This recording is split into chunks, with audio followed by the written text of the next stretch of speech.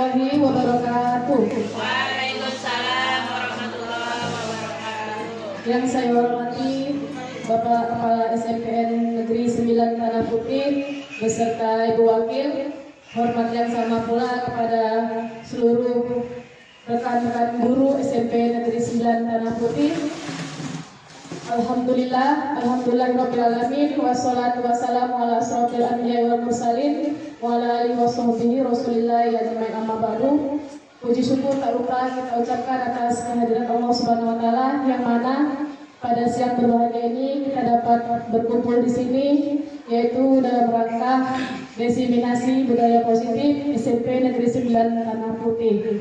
Salawat dan salam tak lupa sama-sama marilah kita hadiahkan kepada junjungan kita baginda Rasulullah SAW dengan mengucapkan lafaz Allahumma sholli ala sayyidina Muhammad wa ala ali sayyidina Muhammad.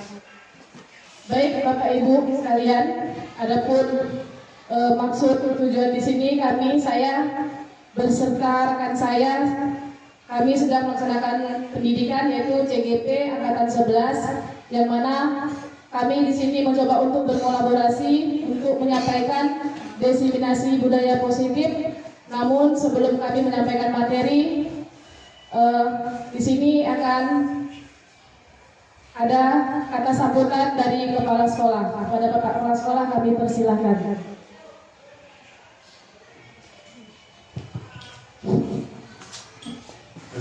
Terima kasih kepada Ibu Nurhayati, Ibu Siaki. Assalamualaikum warahmatullahi wabarakatuh. Dan selamat siang, salam sejahtera untuk kita semuanya. Bersyukur kita kepada Allah Ta'ala karena kita masih diberi kekuatan sehingga kita masih bisa berkumpul melaksanakan tugas kita sebagai tenaga pendidik untuk mendidik anak-anak kita menjadi insan yang budi pekerti dan berilmu pengetahuan.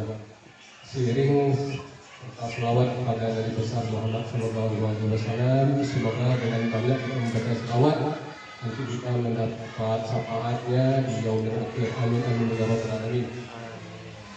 Bapak Ibu yang saya banggakan, sebagaimana tadi yang disampaikan oleh Ibu Suyati bahwa beliau nanti akan menyampaikan aksi nyata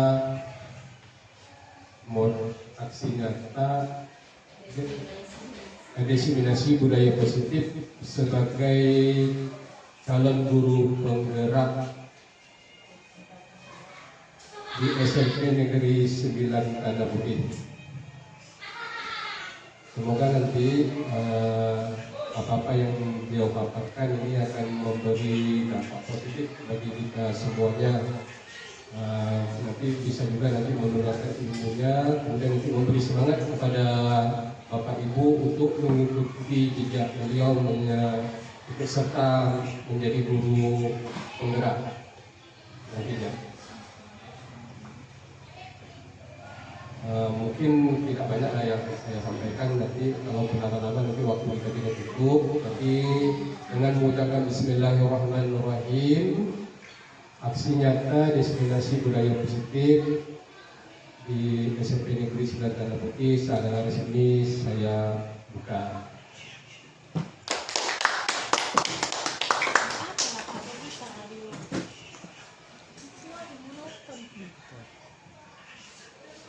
Baik, terima kasih kepada Bapak Kepala Sekolah. Di sini kami mengucapkan ribuan terima kasih atas kesempatan kami dan dukungan baik dari kepala sekolah maupun rekan-rekan guru SMP dalam pendidikan kami di guru penggerak. Baik Bapak Ibu semuanya, di sini kami tidak bermaksud untuk menggurui Bapak Ibu karena kami yakin Bapak Ibu guru yang hadir di sini adalah merupakan guru-guru senior yang hebat. Ya, namun karena ini merupakan adalah tugas kami untuk melengkapi pendidikan kami, maka di sini kami melakukan diseminasi. Kiranya nanti apa yang dari kami sampaikan bisa bersama-sama ke depannya kita terapkan, karena kami tidak bisa menerapkan budaya positif ini kalau hanya berdua, tapi kami harapkan kita semua bisa bersama-sama untuk menerapkan budaya positif di sekolah kita ini. Baik, langsung saja Bapak Ibu, di sini telah ditampilkan materi yang akan disampaikan. Nah, Bapak Ibu, ini di depan ada beberapa topik materi dalam diseminasi. Yang pertama adalah 1. Disiplin positif dan nilai-nilai kebajikan universal. Yang kedua, teori motivasi, hukuman, penghargaan, restitusi. Ketiga, keyakinan kelas. Keempat, kebutuhan dasar manusia dan dunia berkualitas. Kelima, restitusi. 5, porsi kontrol. Yang keenam, restitusi, segitiga restitusi. Baik, Bapak Ibu, materi ini nanti akan kami bagi dua. Ya, akan bagi dua. Materi 1, 2, dan 3 itu nanti akan disampaikan oleh rekan saya, yaitu Ibu Sri Astuti. Dan yang ketiga lagi akan saya sampaikan sendiri. Baik, Bapak Ibu sekalian, sebelum saya menyampaikan, ini ada pertanyaan pemantik Bapak Ibu. Ibu Sinta adalah guru wali kelas 3 di SDN 032 Momogo, sedang bingung menghadapi ulah salah satu murid di kelasnya bernama Raka. Beberapa anak di kelas 3A telah datang padanya dan mengeluhkan Raka yang seringkali meminta bekal makan siang mereka dengan paksa. Nah, jika Anda atau Bapak Ibu menghadapi situasi seperti Ibu Sinta, apa yang akan Bapak Ibu lakukan? Menurut Bapak Ibu, kira-kira apa alasan Doni melakukan itu? Ya, Bapak Ibu silakan. Ada yang ingin memberikan tanggapan?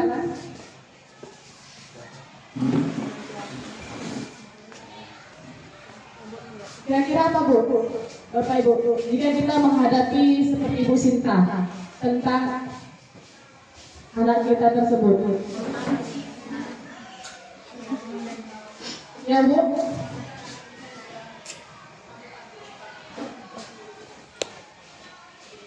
Baik, terima kasih buat kesempatannya.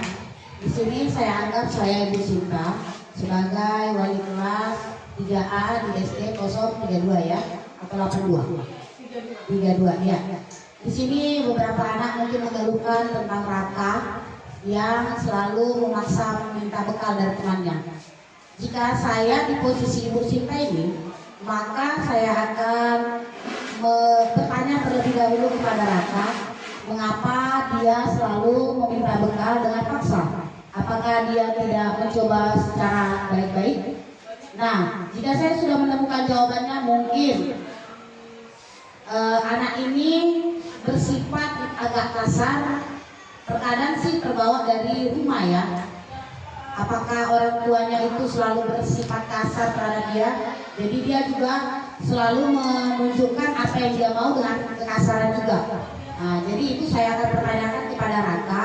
Lalu kepada anak-anak yang menjadi korban seperti paksaan diminta bekal, mungkin saya akan memanggil satu persatu. Jika saya sudah mengetahui apa penyebabnya, saya akan memberikan kepada mereka arahan untuk berbagi. Jadi sama-sama kedua belah pihak, anak yang menjadi korban dengan anak yang agak kasar ini meminta paksa, mungkin sama-sama kita harus cari tahu apa dan mengapa. Terima kasih. Oke, baik. Ada lagi yang lain, Bapak Ibu? Ada yang ingin memberikan tanggapannya, ya Bu Nur? Terima kasih. Nah, seandainya saya sebagai Ibu Sinta, saya akan memanggil Raka terlebih dahulu dan menanyakan latar belakang dia, mengapa dia merampas makanan temannya. Semua yang dilakukan seorang anak itu kan ada sebab dan akibatnya. Jadi kita tanya dulu apa masalahnya, kenapa, lalu kita proses ya bagaimana tindak lanjut untuk masalah ini. Itu aja. Terima kasih. Baik, terima kasih kepada Ibu Sulaim dan Bu Nur atas tanggapannya. Betul sekali Bapak Ibu ya, ketika kita melihat ada anak ya berbuat satu masalah atau mengganggu, maka akan kita panggil kan gitu kan, seperti biasanya seperti itu. Lalu kita nasihati, ya kan? Apapun itu alasan yang dilakukan Doni, masing-masing orang memiliki alasannya kan Bapak Ibu. Ada kebutuhan yang mungkin yang belum terpenuhi kepada anak tersebut sehingga dia melakukan hal tersebut.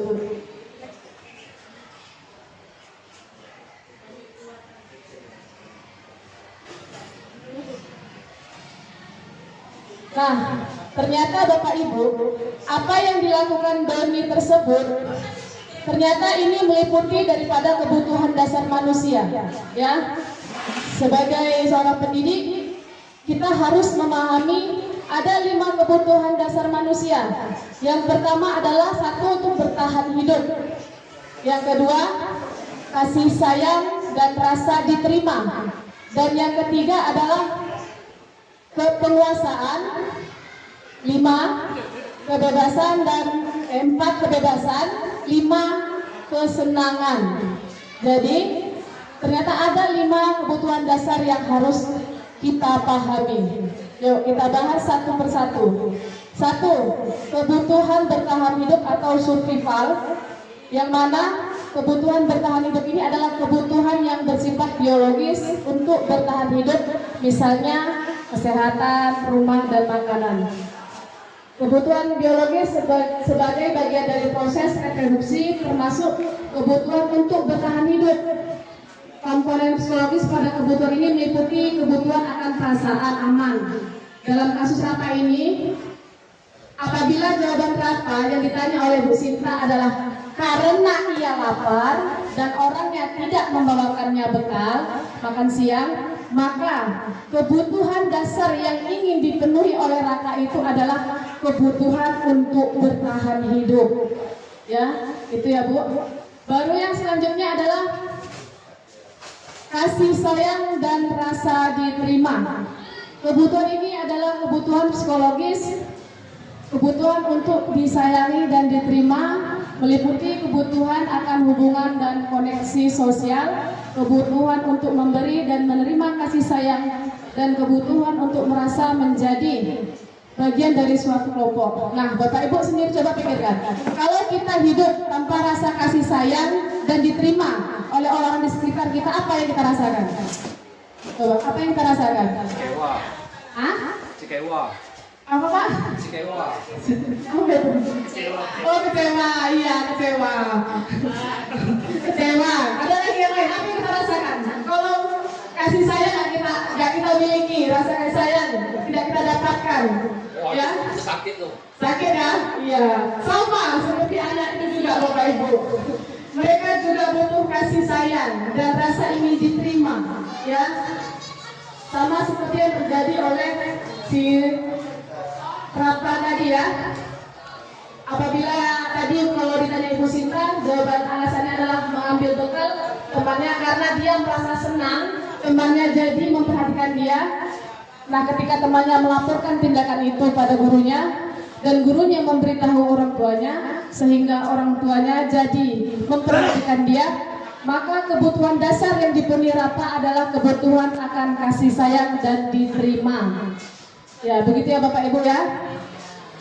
Selanjutnya, penguasaan atau kebutuhan pengakuan atas kemampuan. Nah, kebutuhan ini berhubungan dengan kekuatan untuk mencapai sesuatu, menjadi kompeten, menjadi terampil, diakui atas prestasi dan keterampilannya. Nah, Bapak Ibu pernah nggak kita melihat beberapa anak kita itu seperti ingin diakui? Coba, misalnya ketika kita menyuruh yang satu, masih satu Bu, saya aja Bu, saya aja. Karena apa? Karena merasa dia mampu berbuat gitu. Nah, itu biasanya contohnya kalau di kelas itu ketua kelas misalnya, ketua kelas. Karena dia melihat ketua kelas nggak mampu, dia mengajukan dirinya. Bu, saya aja Bu, yang ini, yang menyiapkan ya, itu. Nah, seperti itu. Jadi itu adalah sebuah kebutuhan kepenguasaan. Seperti kasus si Rafa tadi ya Bu, apabila dia menjawab, dia merasa hebat karena temannya jadi takut, dengan dia dan menuruti keinginannya, maka sebetulnya Rapa sedang berusaha memenuhi kebutuhan dasarnya akan kekuasaan. Selanjutnya, kebutuhan dasar manusia yaitu kebebasan, kebutuhan akan pilihan. Kebutuhan ini adalah kebutuhan akan kemandirian, merdeka, memiliki pilihan dan mampu mengendalikan arah hidup seseorang. Anak-anak dengan kebutuhan kebebasan tinggi menginginkan pilihan, mereka perlu banyak bergerak, suka mencoba-coba, tidak terlalu terpengaruh oleh orang lain. Seperti kasus si Rapa tadi, bila jawaban Rapa dalam kasus di atas adalah bahwa dia merasa bosan dengan bekal makanan yang dibawakan ibunya dari rumah, karena ibunya selalu membawakan bekal yang sama, oleh karena itu dia mencoba makanan teman-temannya yang beraneka ragam. Maka kebutuhan yang ingin dipenuhi oleh Rapa adalah kebutuhan kebebasan.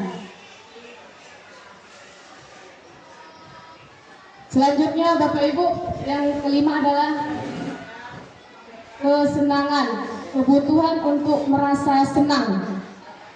Kebutuhan ini adalah kebutuhan untuk mencari kesenangan, bermain dan tertawa. Bayangkan saja Bapak Ibu kalau kita hidup tanpa adanya kesenangan, ya.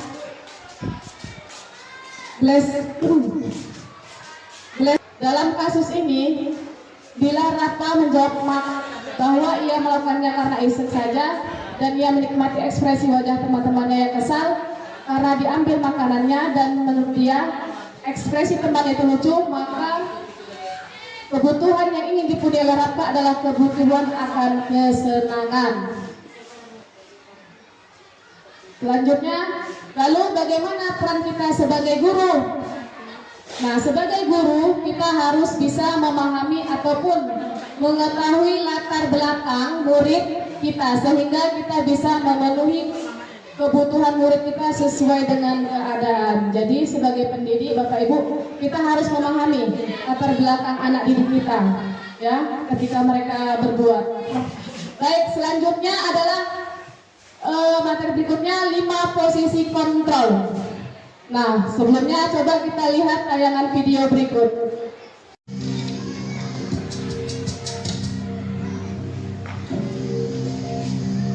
Naren!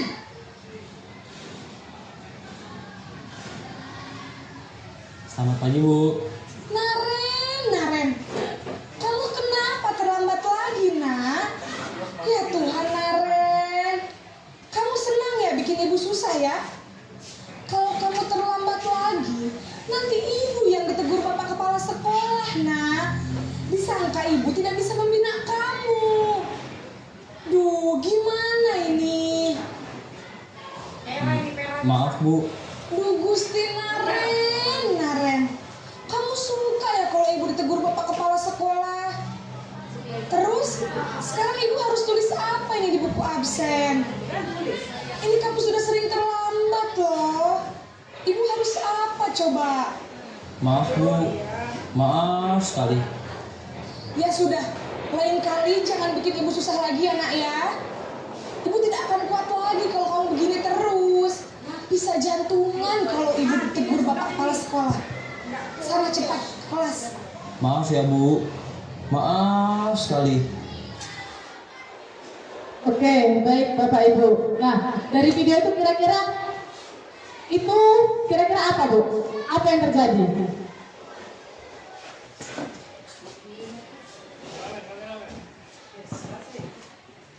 Terima kasih. Dari video yang ditontonkan tadi, di situ posisi gurunya nampak sekali dia membuat anak itu akan merasa bersalah dengan tindakannya, karena di situ si guru menyatakan dia pasti akan dimarahi kepsek dengan kelakuan si anak, ya, apa yang akan harus ditulisnya di buku absen. Nah, kita kalau menurut saya tidak setuju dengan tindakan guru itu. Sebaiknya anak seperti ini kita panggil, mungkin ditulis meja piket. Ya, nak, duduk dulu sebentar di sini. Ada yang ingin ibu sampaikan. Nah di situ kita coba tanya, kamu kok terlambat? Dengan suasana nyaman, kamu kok bisa terlambat? Tanpa harus dimarahi dari awal. Kita coba ajak anak ini sharing, kamu kok terlambat? Mungkin dengan rasa nyaman yang kita berikan pertama kali, anak ini akan terbuka untuk menyampaikan isi hatinya. Nah, saya Bu terlambatnya karena rumah saya jauh Bu. Masih jauh, jadi transport tidak ada, saya harus menunggu angkutan begini-begini. Anak ini akan curhat. Nah, ketika kita tahu posisi anak ini sekarang,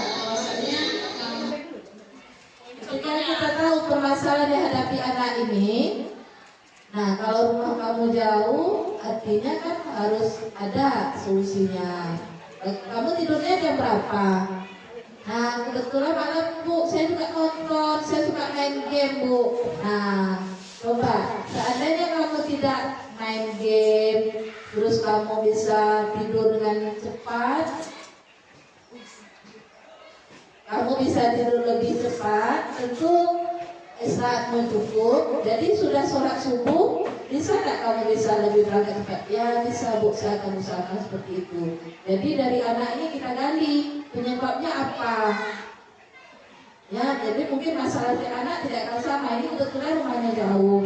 Mungkin ada masalah anaknya terlambat juga, mungkin karena ayahnya sakit. Ada mungkin ibunya sedang dirawat. Jadi banyak permasalahan di anak ini. Jadi kita tidak bisa langsung menjudge, kamu terlambat, kamu tidak boleh terlambat.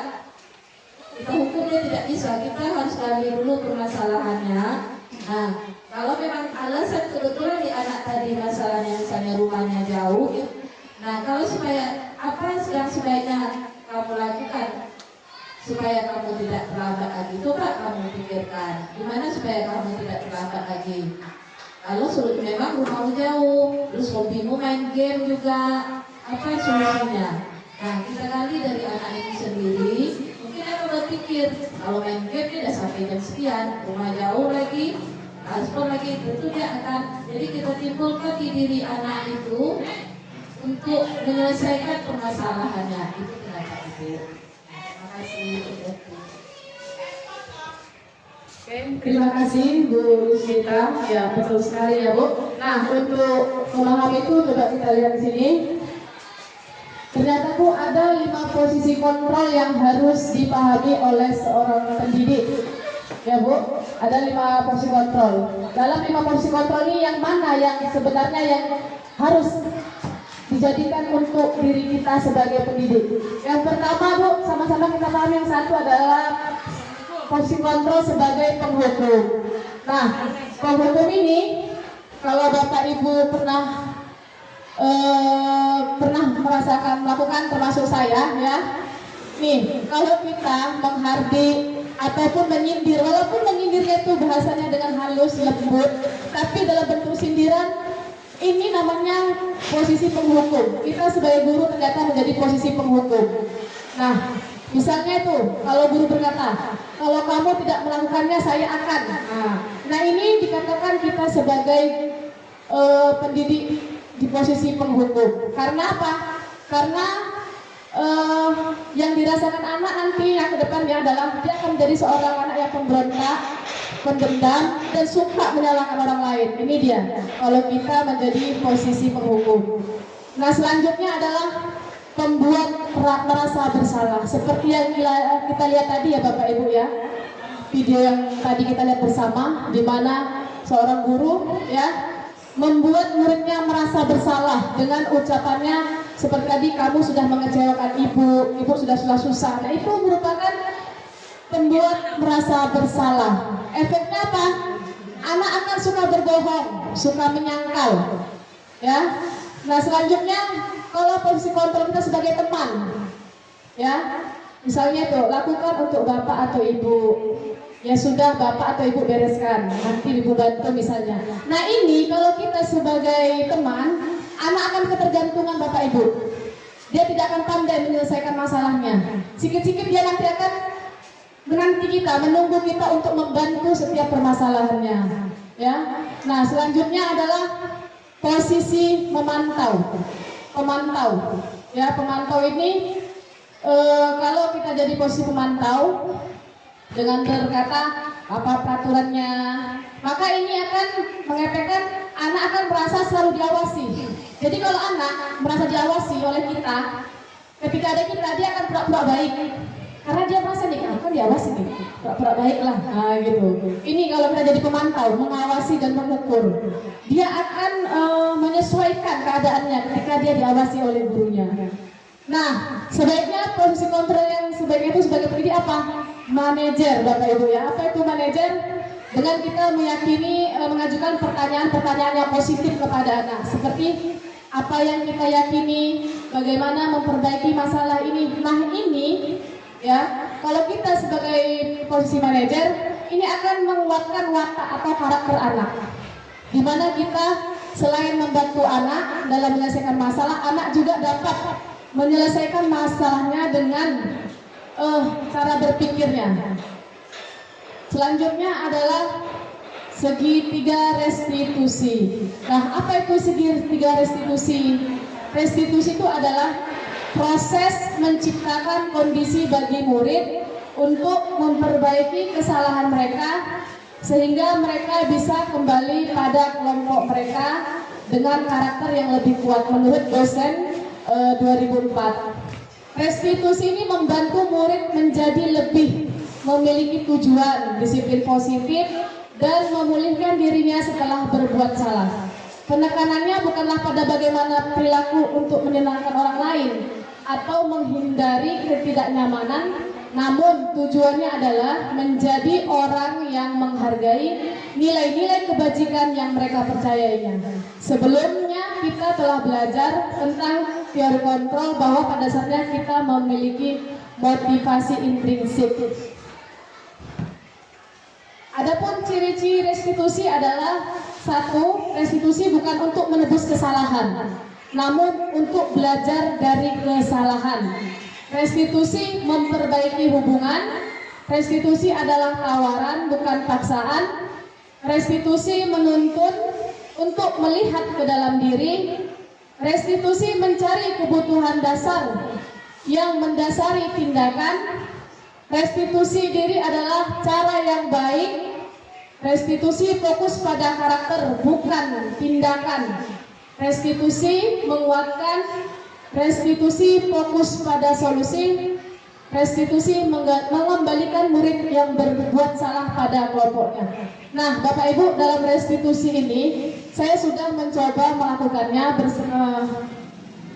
pada murid. Ini ada kasus yang mana kita ketahui pada saat ini banyak anak-anak sekolah kita yang berpacaran di sekolah. Nah, inilah yang terjadi pada video ini. Mendapatkan informasi dari temanmu bahwasannya kamu Di sini yang tahap pertama ini saya mencoba menanyakan keyakinan kelas kepada anak, karena dia berbuat kesalahan di sekolah. seperti itu.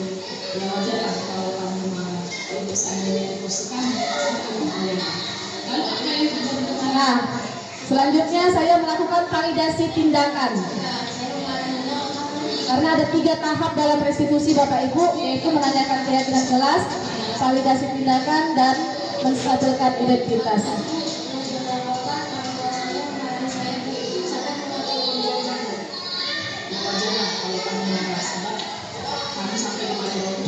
Nah, selanjutnya adalah saya menstabilkan identitas. Ya, jadi ada 3 tahap ya Bu dalam segitiga itu. Segitiga restitusi namanya, yaitu menanyakan keyakinan kelas, validasi tindakan, dan menstabilkan identitas. Oke. Jadi begitu ya Bapak Ibu dalam penerapan segitiga restitusi. Keyakinan kelas apa yang telah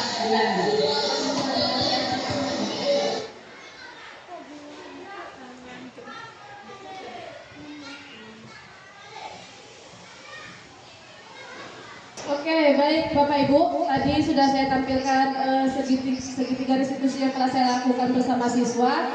Selanjutnya adalah tanggapan dari siswa ya dalam penyelesaian masalahnya. Nama saya Citra Aprilia Azhar, saya dari kelas 92. Saya sangat senang diajak diskusi dengan ibu guru mengenai mengendalikan emosi dengan perilaku teman sebagainya. Saya harus belajar banyak bersabar dan menghormati teman saya.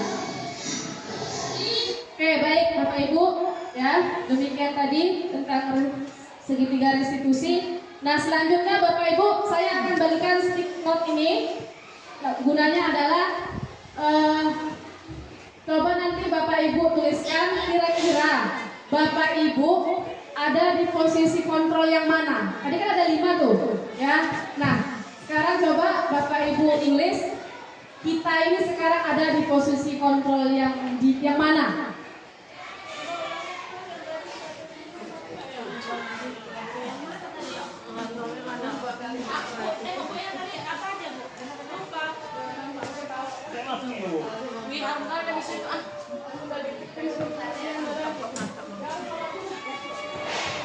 Kalau saya sepertinya ada 2 saya ini, gimana nih ya? Buat itu. Pemantau saya ada juga. Gak usah buat nama. Nanti saya bacakan. Ali sama aja. Ya kan nggak buat nama. Bu Esti udah selesai. Selesai kok. Karena aku jadi teman bisa juga.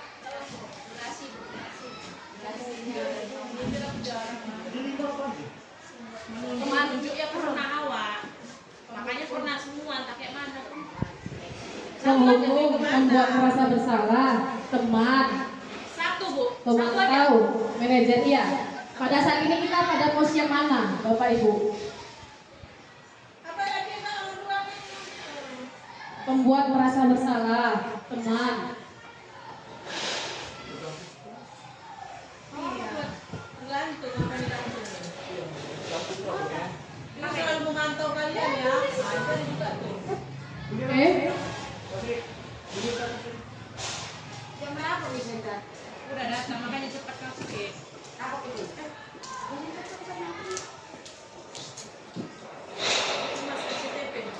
Ya Bu, ini Bu punya saya. Ini Bu punya saya Bu. Aduh. Terima Saya kasih. bingung Bu, di antara semua ini saya sepertinya ada. Tapi lebih-lebihnya ke situ. Iya sama Bu, saya juga. Bingung ya? Yang mana itu?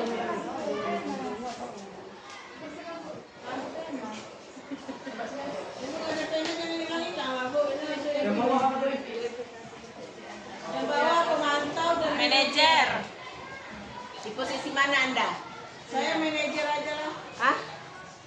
Posisi Anda enggak manajer? Pasti menghukum. Iya kan? Yes. Yang jelas semua semua. Enggak di Ya, betul. Bagian yang pasti saya itu. Saya Baik, Bapak Ibu. Di sini ada yang guru tuh pembuat merasa bersalah, ya. tapi juga pemantau. Nah, di sini ada yang jadi guru tuh pemantau. Selanjutnya ada yang jadi penghukum dan pemantau. Ada yang jadi pemantau. Dan ada yang menjadi teman dan manajer. Nah,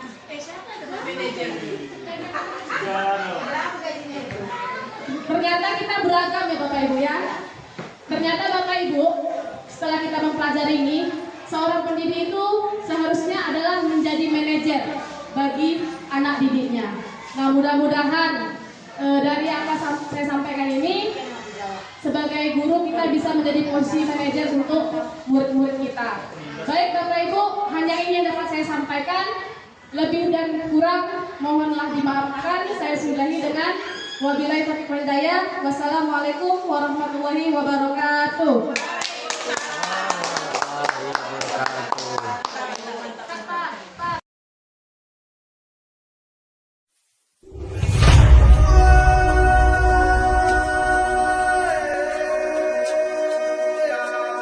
Oke baik, anak-anak sekalian, setelah